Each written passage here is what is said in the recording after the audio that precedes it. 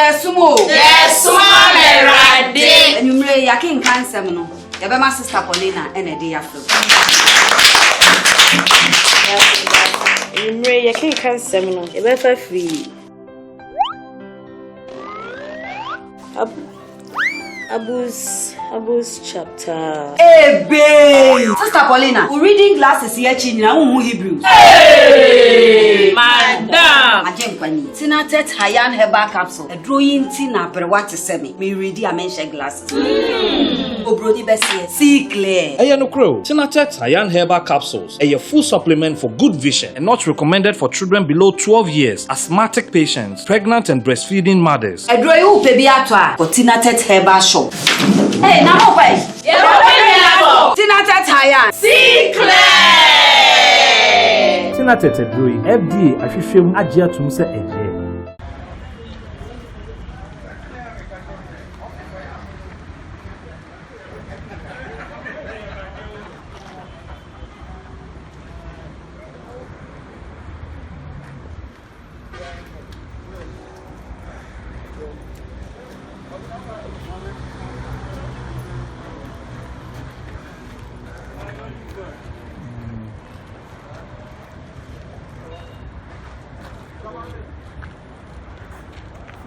Okay.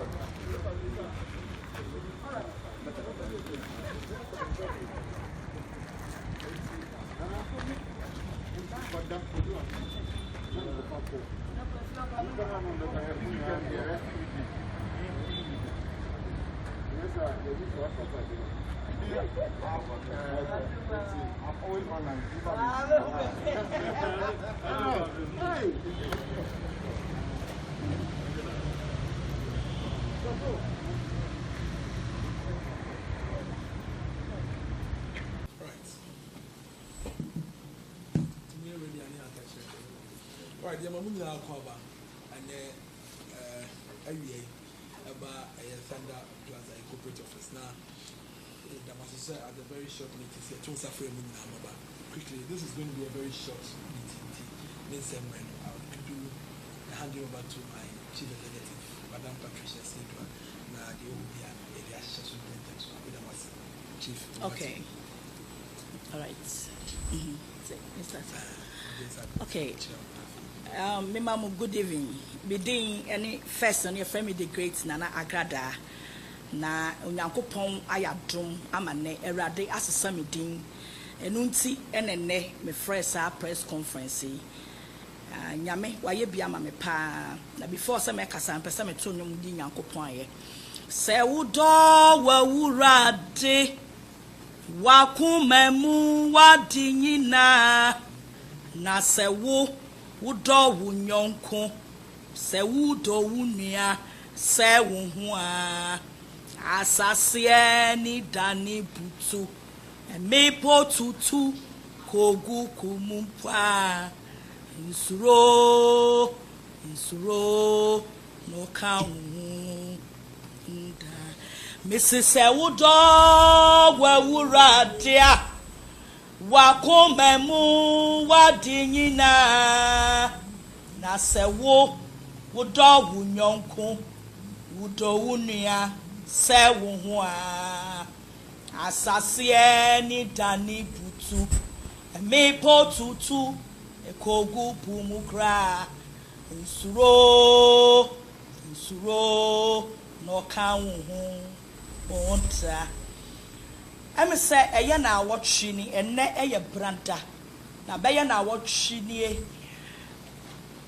ye be me echo police national security office na de enti am free press conference me di kan e de aseda ama twedi ampon onyankopon wono na obo soro na obo asase onyankopon a eduru mmere bi na nidaso wasa eduru mmere bi na eye ya adwen se ye wuawie a Bible say one of the one who to awurade so no ade nyina di boa wo mo na ya na ehwie wo mu yie senne me da so metse ha tekrama da bodue mu na moja edi afusane ewo mi mu na ya nkan mi anka awufo ho na bebreba mi ko mu nyina chi no se me da so metse asene na tekrama eda bodue mu a ade a me ka kire wo wura Yesu se me da na se esanse onu nyame wonim ye di ni yie papa edrumre bi na anidaso nyina sa edrumre bi enipa bebre dane wona chichire me na eyam adwensa na mapem na eyam adwensa ba bi aduru ni de na anidaso no asa but onu awurade a wo bokwan to ba bi ekwan nie wonu awurade a obi epono a yakatum wonu awurade a wo ma ne nsa so anipa bi antumi enkanto fom na mi twamani na mi hwawurade na wurade ka kire me se mabawa waya so de ache enipa bebre dia dance ya say Bible say ne woyemu no ye kasa aya na ye hunia ewoyemu abra na me ye programs bi a friend say talking point se mi hia nipa bi na me ne kasa wotie eni a me ne kasa na wotie futu a me de ma no asam aya na nipa bebre ka kire me ne sanana e wose nyame adwuma ene wose woye enkom hye bebre boba abonten asofo bebre moma prophecies na edurumre bi eye miami kunu woye sofo adodo na friend say Pastor Eric Odro Cranton enam ne sofo pani so ane sofo pani ye friend say Pastor Joseph Chere emiri bi duru ye mami kopie sofo pani anim na sofo pani mame ti ase say nana adwuma nyankopon de ama wo se be ye wa asase so eye nyame adwuma na esanse na nipa nyina anim se me ye konfo na magigi abosum de agu me fie na meti ano na matumi ho asi wo se me ye konfo na maye akoma adwuma over 20 years nie na osofopani ne ka asam no a na ma hye na ma sere esanse ba bia na akoma adwuma no edim ye duru ba niema na akomu no maye ne dim ye duru emu sika mi nya free akomu emu anija mi nya free akomu nti no sofopani ka na masere na edru baby ema prophecies ni bobaye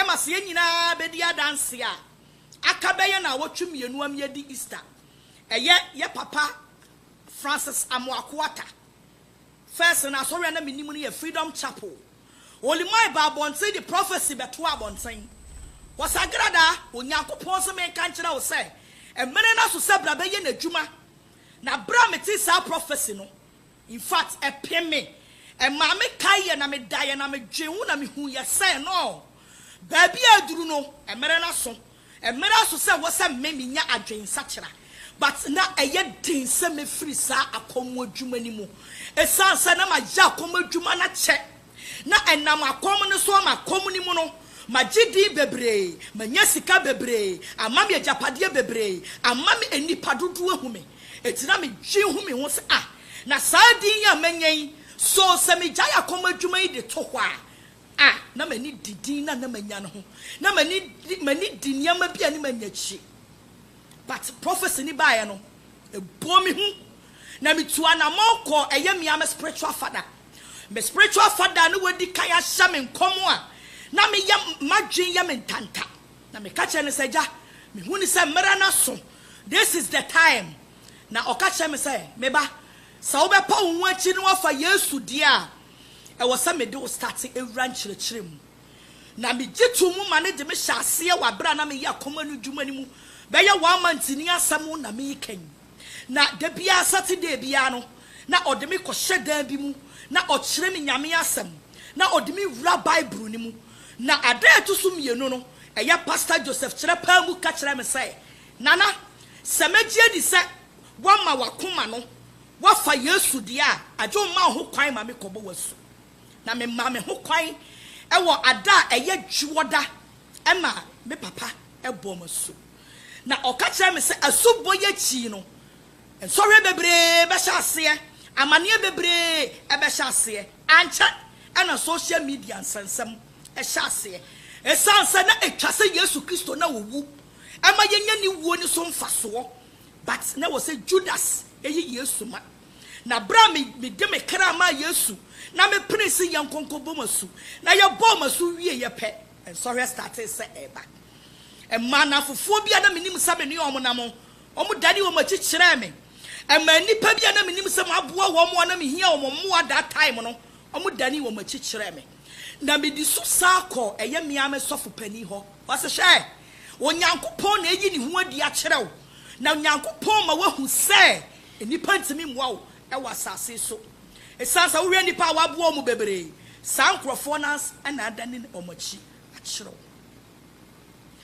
na bra me bosu no me bosu joda ne fie da pepepe na ye di Easter epu yamu me bosu Monday prophecy ni beto abonten no ni Monday na me ko bosu me bosu ni Friday na ye di Easter ti ni padodo ano mu se be ko Easter nyina no me bosu ansa na me ko na me ba ye no man take niam serious me da niam na me hu o mani so but na me mfanya adwuma ekosi eye nnene na awotwe ami wo madwumom na national security for be farm na samo mo kan ne say 49 TV stations and omuni licenses but ye de ne wo bi but 1 year na ye ntwiae omo de me koye na bra omo de me kokoto cells ho no ho na me hu sa bra ye di Joseph ani asuafo bi adi kai koto wo jabuo ni mu no na sabra na me paw me hu achi na me sufre awurade se awurade sabra dia waba wa mapem nti awurade hu me mobo na sa hu me mobo na sa wo bua me a awurade sanya magie di sa madi wachi ne mama kwanya me ya bomasu no wasama mama te ase se yenso kane amfa nhye empase na mum ye de kane anu si beposo ema wiase nyina hu se wei oyonyame ba awurade sa hu me mobo na wo bua me a papa memma me nsa so ahye wanimunyam na mapamu akase awurade manya dwensa kyera na fa won saka wabawa na efini kikawa bia menya wa komadwuma nimu no awurade sa wotimi tutu sa niam ni nyina afiri me mu a na se wo mmere no eso na ese ne fata se Kristo me ya wadwuma awurade me hye wadwuma dodo na bra me ni awurade ko sa apam wei na ye yi mi pie ye ne de me ba be ko cells ye de me be ko court na me free cells where de me be ko court me say awurade kire wutumi na sa court wa ye de me koi me pese me so wutumi hwe na me so wanwanwade hwe na me so wo miracles hwe awurade se wutumi ma me witness the miracle of you are magye wasam wadi na awurade challenge am de ma woni se wutumi ma de niam a ye de ato me so case a ye de ato me so awurade mani da so asa na emom no se ye de me kogina lawyer kase nanim judge kase nanim a awurade me no mienu no me fa wo se wo na wo ye the judge pani you are the supreme of the most high God awurade wa chini wanim no nyame bia ni ho enne ba bia me dai aka me no mienu awurade ma wutumi nya adwuma se ye de me kogina judge anim na se judge timi ma me fa hodie na me bedru me fie na ma nkwa fie ase ne de ya me no kasa awurade na me timi bedru fie na me behu me ma na me behu me kunu a papa me so me pagya me nsa hye odi nkunkun ne no nyam na bra me to sa challenge man nyame me pie free cells ho na me si abonte won national head national security office ana me hu mrantie mienu se mrantie mienu bi hwehwe me na bra me sa me hu sa mrantie mienu no na ya brantie a woto nwom omane a champon abrantie a wo bo ya kan say apostle tepite kum na sa abrantie ne te ho na wono ani nua ampon a wo bo wunya kokofu a wunya sereba na emrantie mienu ite ho na samu a omane a champon ka kire me sa nana ya ne wakuntokwa bebre ye no wodi di atem bebre nanso Kristo a was frɛ yɛn ne sɛ yɛmra wo nkyɛn na yɛmɛhyɛ wo bɔne yɛn ma wo nkuranhyɛ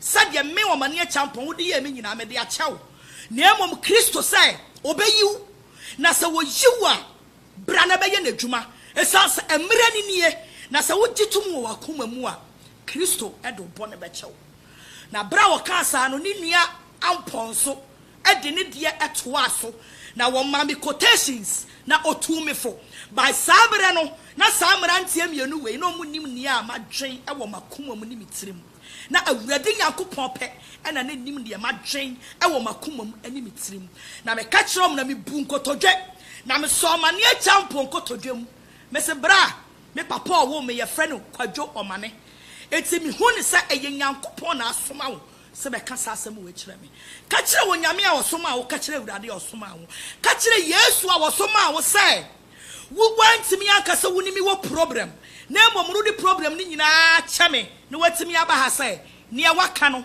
ɛno na bɛbam wɔse kɔ ɔma ne champon wɔse kɔ na wonyame wayɛ wie hyiran ka twadi ampo Nyankopɔn sabra mi kokoduru court hɔ ne yɛde mi kɔgyina adaka mu kwahia judge bi sa yɛ ne sɛ o me lawyer keka ne nsɛm na judge nso keka ne nsɛm na judge panin no ma ne judgment so wɔse me ma nipa bia enyina wachi na me ma fie bia nkase yɛ gi fie bia na me nkase yɛ fa sika bia nto so na emom no ade a magye afiri hɔ yɛ wo singrecha ɛne o passport a wodi tu kwan ɛhɔ na me pagya mani hwɛ wie mu na me ka kyerɛ awurade sɛ awurade bɔhyɛ me hyɛ wo wabra na me da head quarters wɔ prison hɔ cells hɔ awurade wayɛ wo de awie ne aka ɛyɛ de amesomɛ na bra me pia bonten me sam me singere cha wieye ne asa brantie bia efra ne sofo bi so obofo so ono so madi na tem na no so omo de me sai call national CID headquarters na so omo yi video kire me na me sai ya no kore wadi matem na me so me di ni bi na no so omo sai de me kotu mu na Nyankopɔn ehɔ no so me ni nyame tentam ye me sai awurade bi nim de awudi kan ye ma me awurade wei so hu me mabo na ade a kyenye no Nyankopɔn adumti ya maami bail eye abra ye fie da no anumere na bra fie da no anumere mi bedru fie no ni kosie da me kwa sorry na me ko pagya me nsa hye Kristo din ani nyam na me pa mu ka kire Kristo sɛ menya dwuma ye frɛ ne sa koma dwuma biam menya dwuma ye frɛ ne sa busuma dwuma biam edinya ye frɛ me sa Nana Agradaa no mpo me mpɛ na mate ɛwɔ masum na bra me dru asɔre dem ho no me de me Bible ɛkɔ asɔre dem ho ni nyina video ɛwɔ hɔ mmiripa mu no ye bema obi ahu de ɛkɔ so ɛwɔ Pastor Joseph kyerɛ asɔre dem ho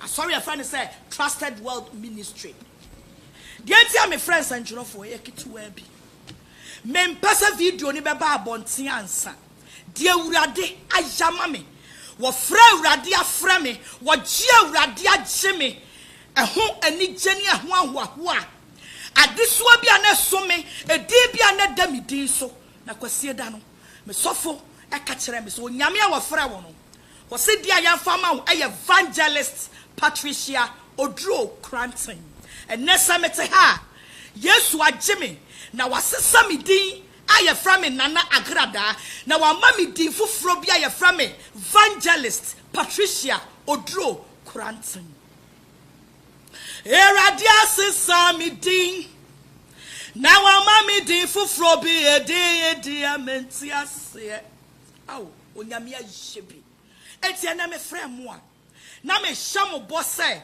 enkoba sa me de mano keke na makase mafa Kristo aya me kra na magye nkwa enkoba sa asori dem keke na mafa Yesu sa me kra na magye nkwa no Nyankopɔn ayadom na sɛ Yesu wa ma eye ya woda wei anopa 9 o'clock asofo mpanimfo bedi machi na yakoma busu mfie ho na woma gina mu amanyame atumi ayadwuma na woma yabosom ni nyina aba begu abonten na Nyankopɔn adom ene ni nsusuye ene nanyimonyam atimi adade enu nti ana me frɛ mo na me wie nso ana me sanso ada enipa bebre asofo ebo mpa ye ma me enipa bia wo mu gina mu ma me ewa bra Bible ma yeti ase se na etwase bibi esi na emom no na wose enye Judas eti de call so wa bonten de nipa kafa me hunyina no muma ye mom no ye faseda ma Yesu Kristo esa so wono pe ne pe ene be ya wonye ne nipa pe na emom muma ye nya hweyie na wanye Judas ama wo bi ahyebre esa se Bible say hwintimia no de ebeba na emom hweyie na anam so na de nam no so a ebeba no onue enti onue adofo ene huhu me a evangelist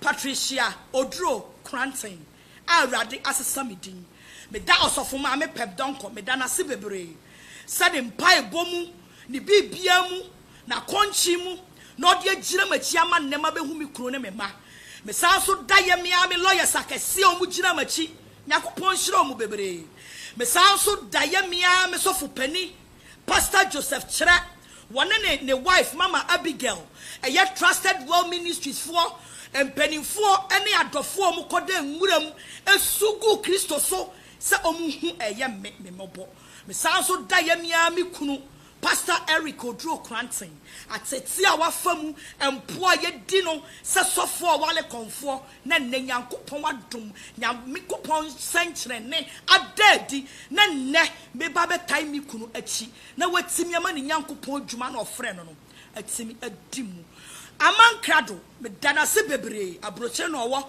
mpaye the first time any amankrado kasaye was nana de enti amaben won say ada me sorry amete said Nana Agradaa afa Bible and amai who dreams are coming true also for mama pep donko who dreams are coming true me da obi ase awrade ayebi me da obi bia ase mo amugina mame adofo obi bia mpanimfo bebre onyankopon enhyira mu nyina me workers enipan omo anyimi ama esansa yese osono tofom a obi aka ne ope but ne nyina mu no eye wrade ne ma ho kwan Bible says ono amma ho kwan a onipa bia ni tumi wone maso enti ade bia besi wa brabo mu bia no mimi gidi a menim wo Kristo mu say eye wrade e na ama ho kwan me do obi bia se konkonsa empire for Minua Bema BJ, Minua Bema Prince, Amankrado, also from Mame Pep Donko.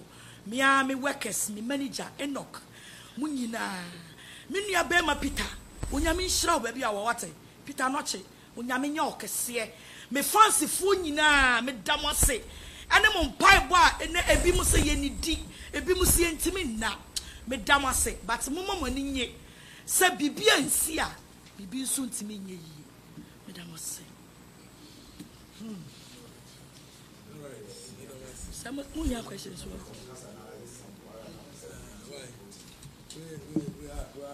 are extremely, we are extremely grateful. Everybody other wants it. But we want to sign out. So, be me question the idea. Why? More be me, sir.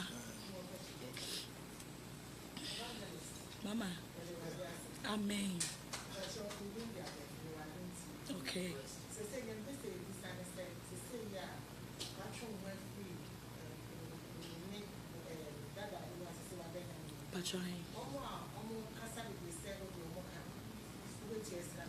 Me patcho sa asem ni nyina e wo court. I am not here. Some e ka court asem. Me wa ha e wo ogie a wonyame agye me. Ti na mete ya. Right. So yes, there are questions related to these issues we let's not contradict ourselves. Patcho we can be the nyame ase. Okay.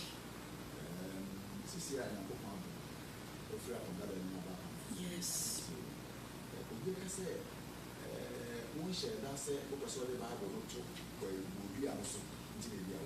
Me patcho say me the Bible betu bodua no so a e wo de enti ka meme ma dwim no me yesa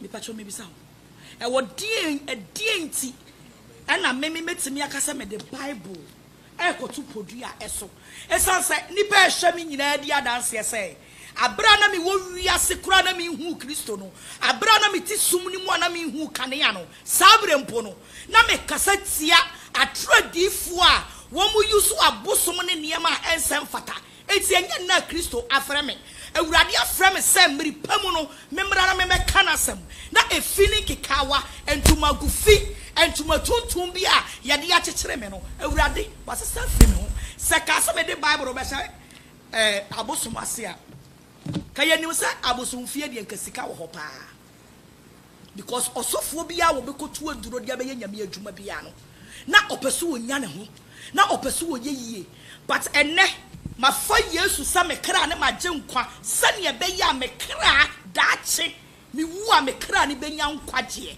enya hunya de enti na me fa Yesu na makofa bosom e de abeto Bible so ebi nsi da ne bi nsusu nsi da e wo Yesu din empari nyame sa wo beyi mi amama tamfo empari nyame sa wo beyi mi amama tamfo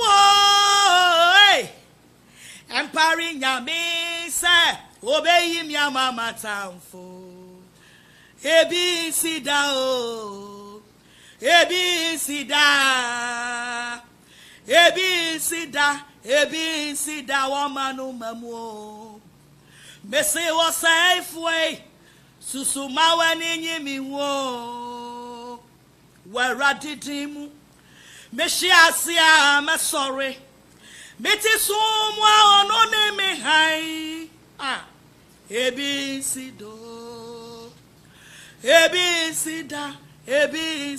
wo manu mamu ebi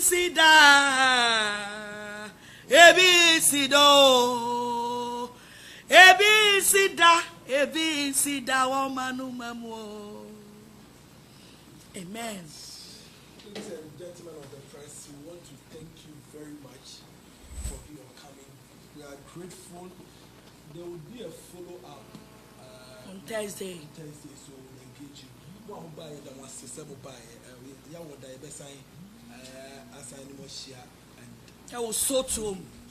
Baby, I need to say, Mammy, or you're not coming to man. And I must say, 7 years forever.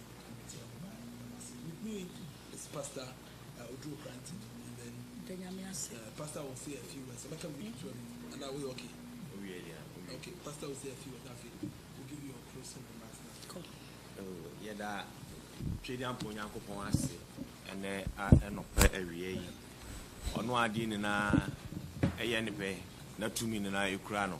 I may say, and the dear Sua Hay, a advocacy, a radianim. Say, or the boy any best achana dream. Bible say, or soon in a ecasa. Na near Sua Hay, Sadi, Yashasi, and Yane. Say, Mutia Bonti, I've been to be Dimatamasa, or Sofo, Nadan, Alcoare, or Comfort. Say, or Comfort, and Chester when Nipa. Nipa say, na, Yame in here. It is a whole sacrifice, and when the honest sacrifice will be BM, or a mere meeting Cassin Yamia Fremia, and Untimijano, Namako Aroba for yes, and Church and Chere. If you money 5 good years, and you did 2C or minimum soft penny in a year. Now, Obi Pierre him. It is the air cost on 98 in him. Now, Unipan Fini Pim and so this was such a just a Yami count. Senyamia and Fanistan Kawa, a bad thing. When he bound so said about the self one G Naja Japadia. Now what baby I was saying we and Bible just and any ban and also a brand any ban also and son I was not going to chain. It was semi wife any ban and also.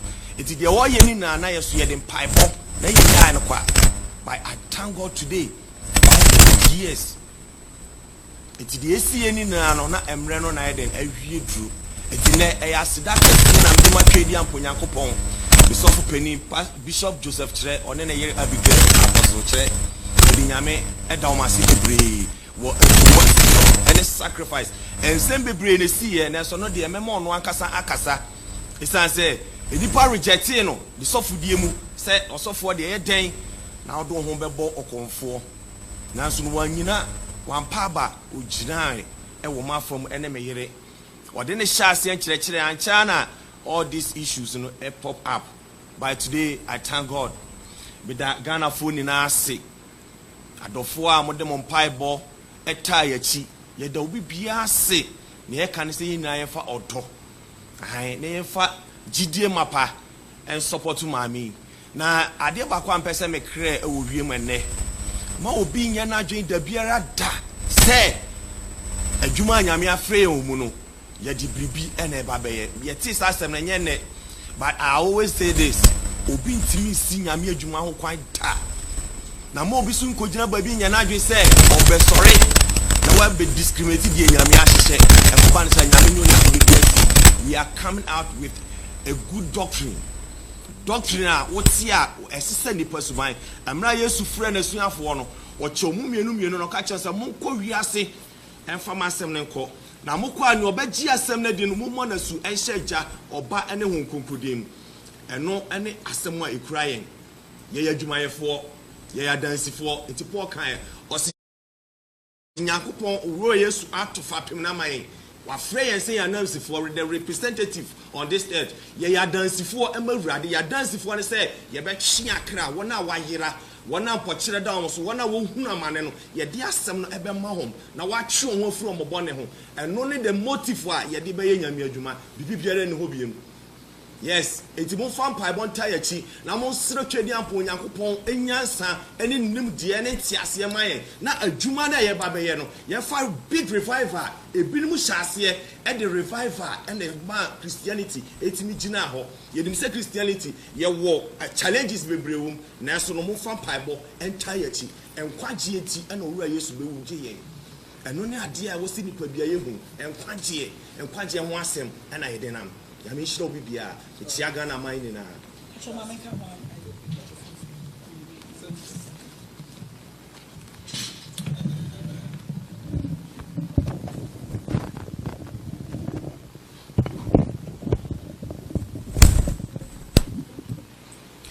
me pacho bibi kitua bi ameka atoa so eye adesrede na me desre onipa bia abra na me wo wiase me bie ma no kasa tia no minim say Yesu agye me na Yesu de me bone ache me ti me sasre wo bibia abra na me wo wiase na me wa konmu eniema bia ema me kasa tia nipa bia obi bia makasa tia no e wa abra na me wo wiase no ohun me mobo na onfa nche me esanse sabra no ne mani afra na ne Yesu wa bia mani enti ene me sramu asofo mpanimfo me kasa tia mo e wa abra na me wo wiase minua omane champon ada wo ba mi bunkotodwe eso wo kotodwe me se me papa wo pambo enam entokwa ne niam so me kasetia wo ye papa wo duro mo asofo mpanifo bebre amakasetia mo no me sra mo se mo hu me mobo na mo fa me bone enche me na me gidi ye se mo de me bone so ebe che me eye ye nua ne mu bi a me ka asem bi a enni mu toto mo so me sra mo se mo hu me mobo na mo fa me bone enche me osofo ma me pep donko fa me bone che me ye papa opambo ye papa oduro no omo me nkai mpo no sa wo kai sama fomo penya me se wo se na Yesu agye me hu me mobo na fa me bone eche me wo bone bi ama ye mu bia no mo fa me bone enche me e wo Yesu that's a trophy for bias. This is very emotional for us. Let's also caution the media. Let us not go around our own media trials. Let's stick to what we are heard today. The acting and then the end got from the sermon. Now the can be in Yama court. Mama Jesus. No, they know yet. I know your difference. They are men. Said them who cry me problem. Yes. And I must say, yeah, we will engage you later.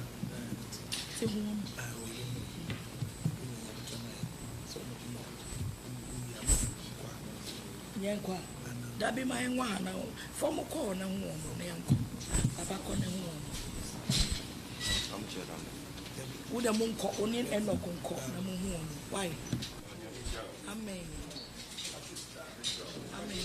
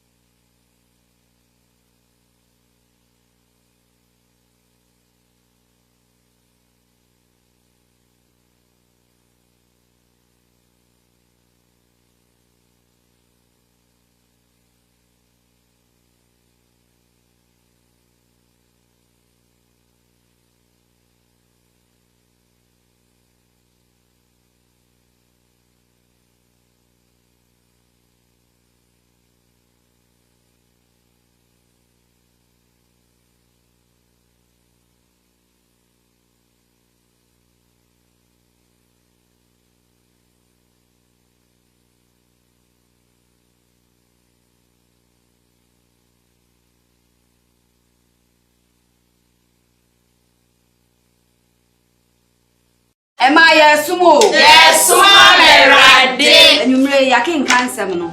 Ya be ma sister Paulina ene de ya fro. Enumere yakin kan sem no. E be fa free.